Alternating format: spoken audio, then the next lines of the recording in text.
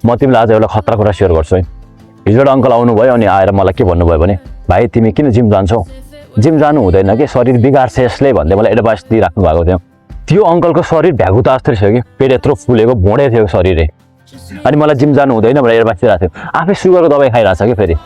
त्यो अङ्कलको लागि चुरोट रक्सी खानु ओके हो, जङ्क फुड खानु ओके हो, उहाँलाई मात्र मेजोरिटी मान्छेलाई जिम जानु भनेको नर्गमा गए जस्तो लाग्छ।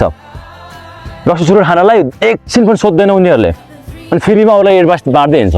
मान्छेको ओपिनियन सुन्नै बन्द गरिदिनुपर्छ कि कम्प्लिटली बन्द गरिदिनु। मैले के भन्छु भने कानमा टुटिलाएर होइन भन्छु कि सुन्दिनँ, एक शब्द पनि सुन्ने होइन मान्छेको।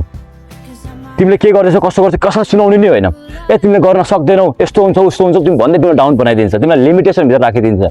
अनि त्यो लिमिटेसन तिमीले गर्न नसक्ने होइन कि उनीहरूले गर्न नसक्ने हो। तिमीले ट्राई नै गरेको छैनौ, हाउ विल यु नो तिमीले सक्छौ सक्दैनौ। थाहा पाउनु तिमीले एकचोटि ट्राई गरेको हुनु पऱ्यो नि। र यो संसार चाहिँ भोडे शरीर लिएर हिँड्ने मान्छेहरूले भरिएको छ र यस्तो मान्छेहरू ओपिनियन लियो भने तिमी कहिले पनि अगाडि बढ्न सक्दैनौ। कान ठुन्ने, मुख बन्द गर्ने अनि हिँड्ने।